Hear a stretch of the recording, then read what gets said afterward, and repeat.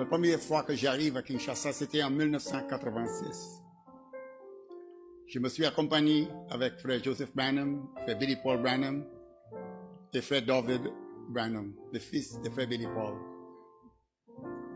Et les premières trois personnes que je rencontrais quand j'arrive à Kinshasa, c'était frère Mbombo, frère Dioka et frère Baroté. Et depuis ce temps-là, nous avons passé beaucoup de temps ensemble. Je me souvenais que frère Billy Paul m'avait dit que quand frère Branham arrive, quand il a quitté l'Amérique du Nord pour aller en Afrique du Sud, il a fait une escale à Kinshasa. À l'époque, Kinshasa s'appelle Léopoldville. Et frère, les Congo belges, à l'époque, c'était d'ici maintenant, c'était sous les emprises des gouvernements belges. C'est les Belges qui contrôlent. Et le gouvernement empêche frère Branham de tenir de réunion au Congo. Et frère Billy Paul me l'a dit, frère Ferguson, papa me l'a dit, si mon message arrive dans les Congo Belgique, ces gens-là, ils vont accepter, ils vont recevoir mon message. Et pour accomplir cette tâche, Dieu a utilisé des hommes. Et une des hommes que Dieu a utilisé, c'est frère Baroté. C'est sûr que nous avons voyagé ensemble, moi puis lui. Nous étions ensemble dans les campagnes qu'il fait, même en Brazzaville. J'étais avec lui dans les Côtes d'Ivoire. Avec frère Eric, nous avons tenu une grande campagne là-bas, environ 3000 personnes. Il était là avec moi. Il était aussi aux États-Unis. Il a prêché dans notre église ici à Montréal. Et c'est vraiment dans mon esprit, j'ai des grands souvenirs de frère Baroté.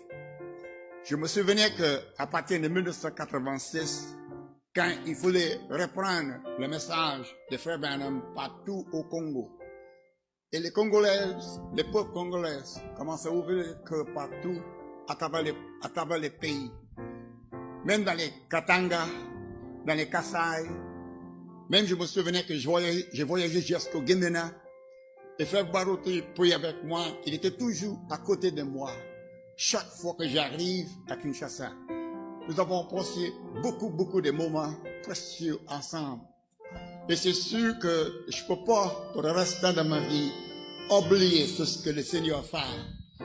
Parce que pour accomplir les tâches, pour qu'aujourd'hui, le Congo, RDC, c'est numéro 1 dans le message. Il y a plus de croyants des messages dans cette place-là, dans ce pays, que tout le monde en entier. Pourquoi? Parce que ce que frère Branham a dit à Billy Paul a été accompli. Et c'est sûr qu'on parle de guérison divine. On parle de prophétie. On parle de miracles. Mais le plus important miracle, c'est quand on gagne une âme à Christ. C'est quand Dieu utilise un homme pour diriger cette âme, pour accepter. Pas juste lui, pas juste moi, pour m'accepter, pas juste moi, mais c'est ce que nous représentons. C'est frère Baroté, il dirige le peuple vers le Seigneur Jésus-Christ. Parce que lui, c'est un représentant du Seigneur Jésus-Christ. Celui qui est le chef de tout, c'est le Seigneur Jésus-Christ. C'est lui qui prend tout.